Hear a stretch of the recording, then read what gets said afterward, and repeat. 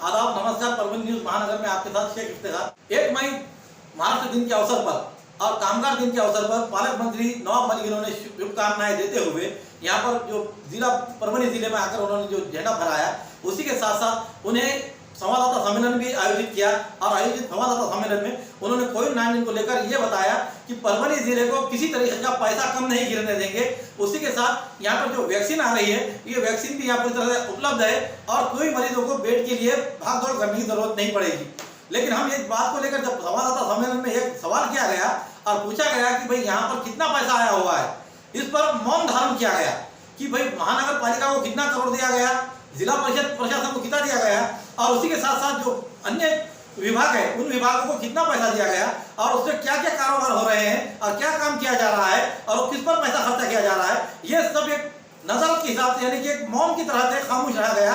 और ये पैसा कहाँ से खर्च हो रहा है और कौन से डिपार्टमेंट से किस पर खर्चा हो रहा है, ये कुछ समझ में नहीं आने के कारण जिला प्रशासन अपनी जो मनमानी चला रहा है और जो यहाँ पर जो खर्च हो रहा है वो खर्च कौन से चीजों पे हो रहा है, ये सामने आने की जैसी कोई सुविधा नहीं दिख रही है। इसलिए यहाँ की जनता का जो पैसा है और हमारे महाराष्ट्र शासन जो पैसा खर्चा कर रही है, वो खर्च पैसा वेस्टेज हो रहा है या फिर सही जगह पे खर्चा हो रहा है, ये तो आने वाला समय ही बताएगा। प्लाझ्मा सेंटर जे आहे सिव्हिलमधलं ते तिथले सगळे बंद आहे सर, ते वरून सूचना आल्यात किंवा ते सुरू ठेवू नका म्हणून ते की बंद ठेवा म्हणून जानेवारीमध्ये ते बंद केलं प्लाझ्मा सेंटर। त्याच्यामुळे जे क्रिटिकल पेशंट आहेत त्यांना प्लाझ्मा मिळत नाही, औरंगाबादला जावं लागतं, खेडगावला, नांदेडला सुद्धा प्लाझ्मा मिळत नाही आता। ते कारण कळत नाही सर, हे काय कारण नाही असं प्लाझ्मा फ्रॅक्शन सेंटर जर असेल ते का बंद केलेलं आहे या बाबतीत माझ्याकडे माहिती नाही। शासनाचे निर्देश असं ते सांगतात। ते राहिलं तरी मी उत्तर देतोय, जर शासनाने निर्देश दिला असेल तर त्याची कारणं काय मला आत्ता माहीत नाही। मी इथून गेल्यानंतर माहिती घेतो कुठल्या कारणाने हे बंद करण्यात आलेलं आहे। टेक्निकल जे असतील ते माहिती तुम्हाला द्यायला सांगतो। जर चालू करता येईल तर निश्चित रूपाने चालू करण्याबाबत जे आमच्या हेल्थ डिपार्टमेंटचे लोक आहेत त्यांना विचारून ते सुरू करतो। सर कोविड्सवर असा जिल्ह्यासाठी किती निधी आला आहे सर, महापालिकेला असो की जिल्हा परिषद यंत्रणेला असो, नाही आपल्याला त्याची माहिती मिळत नाही। NDRF-मधून किती पैसे आले, DPDC-मधून किती पैसे आले किंवा आपल्याला हे सगळे जे पैसे उपलब्ध झालेले जिल्हाधिकारी महोदयाला मी सांगतोय आजच किती या वर्षामध्ये म्हणजे 21-22साठी किती पैसे आपल्याला 1 महिन्यामध्ये उपलब्ध झाले त्याची माहिती ते देतील। Subscribe now and press the bell icon. Never miss an update. जिक्रा फातिमा का पहला रोज़ा। परभनी स्थित गुलशनाबाद में रहने वाले भंगार के व्यापारी सादिक सौदागर, इनकी 5 साल उम्र की लड़की जिक्रा फातिमा ने अपनी ज़िंदगी के रमज़ान का पहला रोज़ा रखा। शिद्दत की धूप में जिक्रा फातिमा ने रोज़ा रखने पर दोस्त, अहबाब और रिश्तेदारों के साथ न्यूज़ परभनी महानगर की टीम ने भी मुबारकबाद दी। रसूल पर नानलपेट पुलिस थाने में अपराध दाखिल। परभनी स्थित मदीना नगर में रहने वाले शेख अवैस शेख बाबू इन्होंने नानलपेट पुलिस थाने में अपराध दाखिल की है कि 30 अप्रैल 2021 के आधी रात को यानी कि 12:40 बजे के दरमियान उनके परभनी स्थित सुपरमार्केट में करीब रहने वाला मुकुंद मस्के पाटिल ने उसका मोबाइल नंबर 9579111132 जो अवेश कांटेक्ट के लिस्ट में है, अवेश इनका मोबाइल नंबर 9112101017 ऐसा है। उस पर मुकुंद मस्के पाटिल ने उसके मोबाइल पर व्हाट्सएप स्टेटस पर कुछ लिखा हुआ था। वो मैंने स्टेटस सुबह खोलकर देखने पर आपने देखा होगा ऑक्सीजन आ रहा है मोहम्मद के शहर से, उन गंदे कमेंट्स करते हुए उसने धार्मिक भावनाओं को ठेस पहुंचाई है। मुकुंद मस्के पाटिल ने खास तौर पर इस तरह स्टेटस रखकर दो समाज की भावनाओं को भड़काने का घिनौना काम किया है। इस तरह की फिरियाद शेख अवैस शेख बाबू उम्र 23 साल इन्होंने देने पर नानलपेट पुलिस थाने में मुकुंद मस्के पाटिल के खिलाफ कलम 295A के तहत अपराध दाखिल किया गया है। आगे की जाँच मारुति बाबूराव चौहान ये कर रहे हैं। राज्यसभा सांसद डॉक्टर फौजिया तहसीन खान के नेतृत्व में कोरोना मदद केंद्र की 1 मई शुरुआत हुई है। डॉक्टर फौजिया खान राज्यसभा सदस्य एवं सांसद इन्होंने अपने political education welfare society Parbhani के संस्था के माध्यम से 1 मई 2021 से कोरोना मदद केंद्र की शुरुआत की है। उन्होंने बताया है कि मदद केंद्रों के तहत परभनी जिले में जो कोरोना महामारी जो फैल रही है उसके लिए वहाँ जो परिवार है, जो व्यक्ति है जो कोरोना से पॉजिटिव होता है, उसके परिवार को ऐसी कोई फिक्र नहीं करनी चाहिए।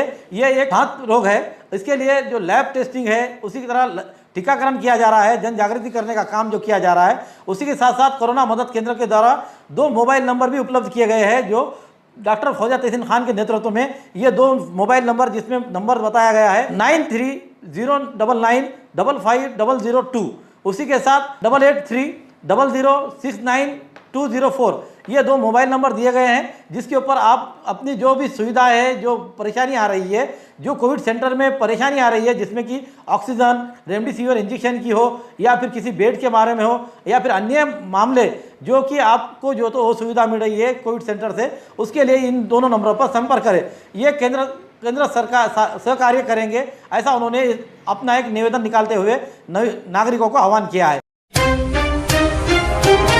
सैयद असद का पहला रोजा। परभनी स्थित वांगी रोड में रहने वाले सैयद असद बिन सैयद नासिर, उम्र 8 साल, इस बच्चे ने अपनी जिंदगी का पहला रोजा रखा। इस शिद्दत की धूप में रोजा रखने पर रिश्तेदारों और दोस्त अहबाब ने मुबारकबाद दी।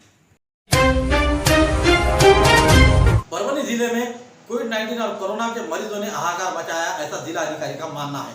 और उसी के तहत उन्होंने यहाँ के प्रतिबंधात्मक उपाय के तहत 1897 के तहत, उनके अधिकार के तहत उन्होंने यहाँ पर परभनी जिले में पहले 3 दिन का, बाद में 5 दिन का, आज 15 दिन का, यानी कि 1 मई से लेकर 15 मई तक का जो तो लॉकडाउन लगाया हुआ है। अब इसी को देखते हुए उन्होंने एक आज नए आदेश पारित किया है। उसमें उन्होंने बताया है कि 3 मई से लेकर तो 7 मई तक तमाम सरकारी जो ऑफिस है वो पूरे बंद रहेंगे। और वो बंद इसलिए रखा गया है कि इन ऑफिसों को खुले रहने के कारण यहाँ पर जनता का आना जाना हो रहा है, अधिकारी कर्मचारियों का एक दूसरे से मेल मिलाप हो रहा है, और उसमें से कोविड-19 का जो फैलाव है, कोरोना का जो महामारी है वो फैल रही है, ऐसा उनके मार्गदर्शन में दिखाई दे रहा है। उसी के तहत उन्होंने 3 मई से लेकर 7 मई तक पूरी तरह से सरकारी ऑफिसों को बंद रखने का आदेश जारी किया है। समूचे महाराष्ट्र में कोरोना महामारी को लेकर हाहाकार मचा हुआ है।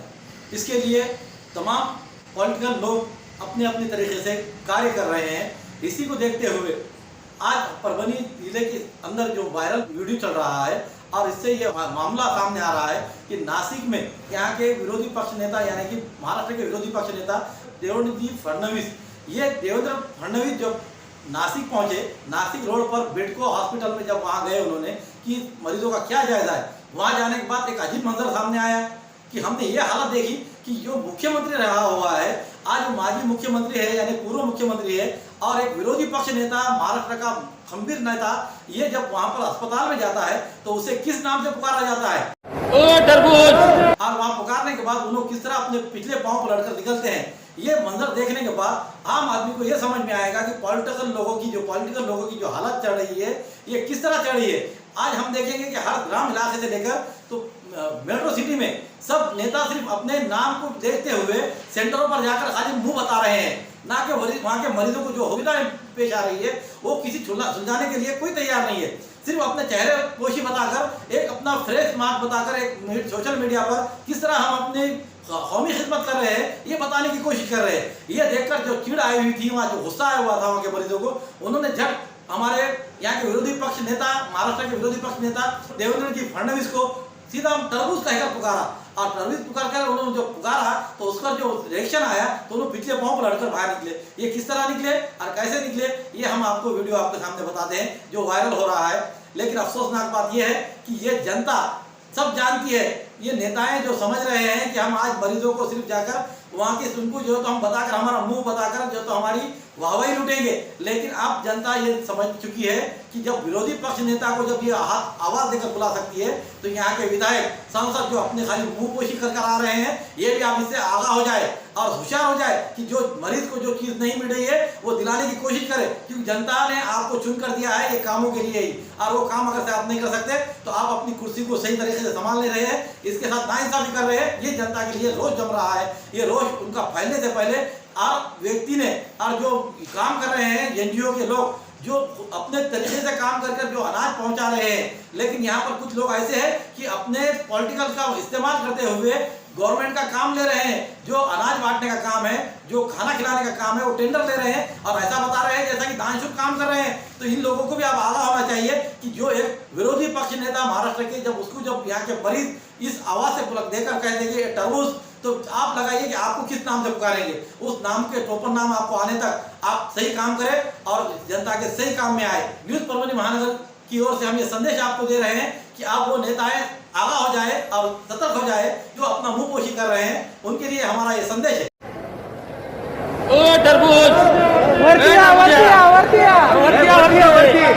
हे सोशल डिस्टन्सिंग बघा मुख्यमंत्र्याचं, माजी मुख्यमंत्री वरती या या या या या।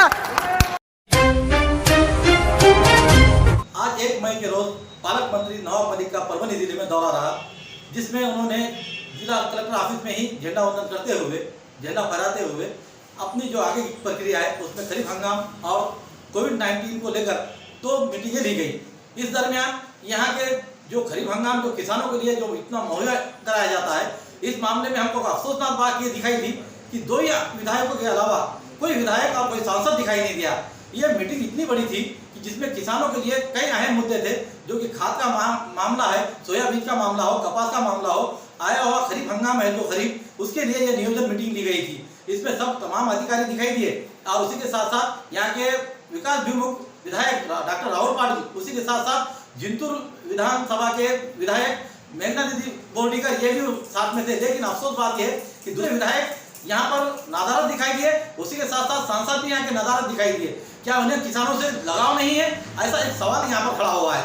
हम देखते हैं वो नियोजन समिति जो बातचीत हुई है और किस तरह से खरीफ हंगाम में पालक मंत्री ने क्या क्या बात रखी, आइए हम जानते हैं।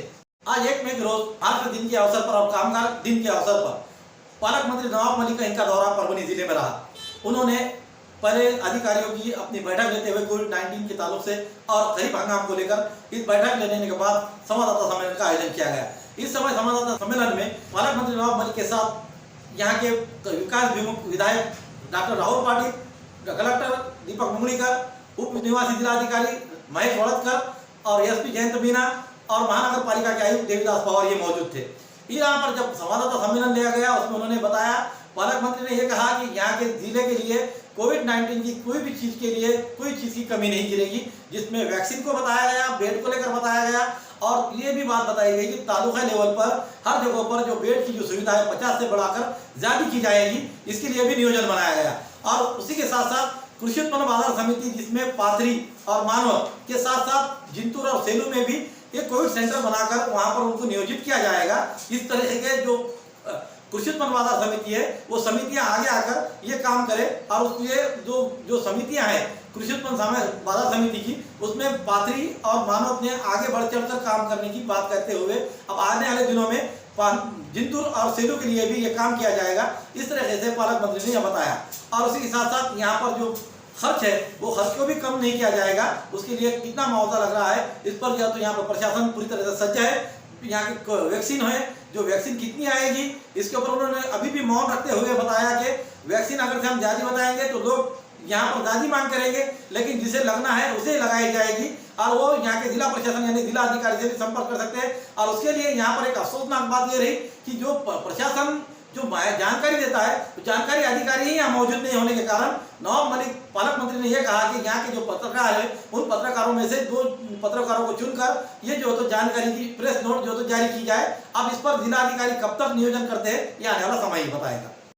म्हणजे ऑक्सिजनच्या अजिबात भविष्यात कितीही दुप्पट केसेस झाले तर नियोजन असं केलेलं आहे की आपण आपल्याला कुठल्याही प्रकारचा ऑक्सिजनचा तुटवडा होऊ नये त्या पद्धतीने पुढचे नियोजन आमचे सुरू आहे। परलीमधून महाजनकोनी जे प्लांट दिलेले आहे ते जिल्हा परिषदच्या इमारतीमध्ये ते पण कार्यान्वित होणार आहे। त्याचबरोबर रेमडेसिवीरच्या कुठलाही तुटवडा आपल्या जिल्ह्यामध्ये आधी पण नव्हता, आज पण नाही आहे। काही पत्रकार मला विचारत होते की तुमच्याकडे किती साठा आहे सांगा। साठा सांगता येत नाही, साठा आहे सांगितला तर जिना गरज नाही ते पण पुढे येत आहे। पण प्रायव्हेट हॉस्पिटल असेल, सरकारी हॉस्पिटल असेल, तिकडे कुठेही रेमडेसिवीर कमी पडत नाही या जिल्ह्यामध्ये, ही सत्य परिस्थिती आहे। त्याचबरोबर एक आणखीन औषध आहे टॉसी, जो जमात ते कुठेतरी म्हणजे महाराष्ट्रभर देशभर त्याच्या तुटवडा आहे। आपल्याला या जिल्ह्यासाठी काही 10 इंजेक्शन भेटले, त्याच्यात काही 6चा वापर झालेला आहे।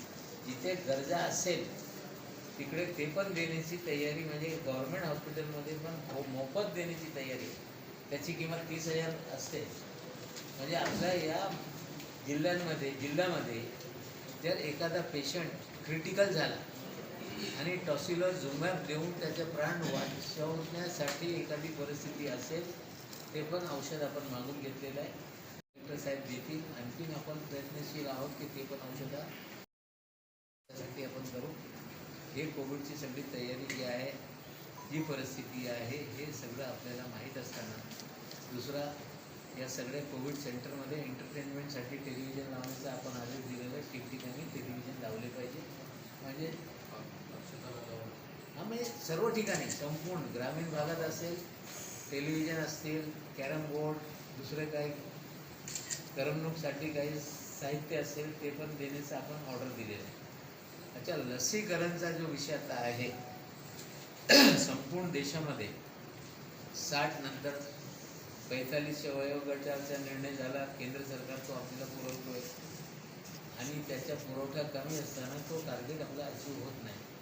कारण 2च कंपनी या देशामध्ये, सिरम असेल किंवा भारत बायोटेक असेल, त्याची क्षमता जी आहे सुरुवातीला इतर देशांना मोदी साहेबांनी 70 देशांना पाठवल्यानंतर आपल्या जे गरजा आहे ते पूर्ण होत नाही. ही सत्य परिस्थिती.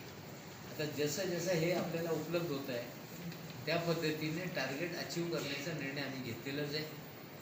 त्याचबरोबर ज्यांना पहिले डोस देण्यात आलेले प्रायोरिटीने त्यांना दुसरा डोस दिला पाहिजे. शिल्लक जे असेल ते पहिल्या डोससाठी वापरलं पाहिजे, असा कार्यक्रम निश्चित करण्यात आला. तर राज्य सरकारने मागच्या कॅबिनेटमध्ये निर्णय घेतला की 44च्या आतले जे 18 वर्षापर्यंतची लोक आहेत त्यांना राज्य शासनातर्फे मोफत लस देण्याचा निर्णय सरकारने घेतलेला आहे. 6,500 कोटीची तरतूद आपण करून ठेवलेली आहे. पण सुरुवातीला मुख्यमंत्री महोदय सिरमची बोलत असताना 1.5 कोटी दर महिन्याला आम्हाला तुम्ही पुरवठा करा, ते 1 कोटी द्यायला तयार होते. भारत बायोटेकवाल्याला 25 लाख आम्हाला दर महिन्याला द्या, ते 10 लाख द्यायला तयार होते. मग आता केंद्राने असा निर्णय घेतलेला आहे त्याच्यावर पण नियंत्रण त्यांचंच राहणार. म्हणजे जे काही उत्पादन होईल त्याच्यातला राज्य सरकारांना ते वाटप करणार आहे, त्याचबरोबर प्रायव्हेट लोकांना पण ते वाटप करणार आहे. म्हणजे जे आम्ही पैसे द्यायला आमची तयारी आहे, पण लस जितका उपलब्ध होतील त्या पद्धतीने नियोजन आमच्या सुरू केलं आहे आम्ही. आता केंद्राकडे आमची मागणी राहणार आहे की आता जे कंपन्या इथे येत आहे लवकर त्यांना परवानगी द्या, आणि जर आम्हाला इम्पोर्ट करण्यासाठी ग्लोबल टेंडरसाठी जर सरकारने केंद्राने परवानगी दिली तर आमची तयारी आहे की जास्तीत जास्त लस आणून या महाराष्ट्राला जितका लवकर शक्य असेल 18 वर्षाच्या वरच्या लोकांचं लसीकरण करायचं आहे. आता असा अंदाज आहे की आपल्या या जिल्ह्यामध्ये ज्यांनी फर्स्ट डोस घेतला त्यांना काही लोकांना कोविड पॉझिटिव्ह आला, पण एकही माणूस दगावलेला नाही. ज्यांनी 2 डोस घेतलेले असे एकही पेशंट आपल्याला पॉझिटिव्ह या जिल्ह्यात मिळालेले नाही. म्हणजे कुठेतरी लस घेतल्यानंतर प्रिव्हेंटिव्ह मेजरसाठी जे लस आपण घेतो त्याचा फायदा मिळते. ही सत्य परिस्थिती आहे. आजच्या घडीला आम्ही आज कार्यक्रम ठरवलेला आहे की बूथ वाईज आपल्याला आता जरी लस नसेल, आज आपल्याला 17,000 किती आलेला 7,500 18 वर्षापेक्षा वर जो आपण राज्य सरकारच्या कार्यक्रम आहे त्याच्यासाठी 7,500 लस आपल्याला भेटलेली. आज शुभारंभ त्याचा आपण करतोय, पण एकदम सरसकट करता येणार नाही. जशी जशी लस उपलब्ध होईल तसा तसा हा कार्यक्रम होईल. तर आपल्याला हमारा न्यूज़ आपको किस तरह पसंद आ रहा है, इसलिए लाइक करें, शेयर करें, कमेंट करें, सब्सक्राइब करना ना भूलें.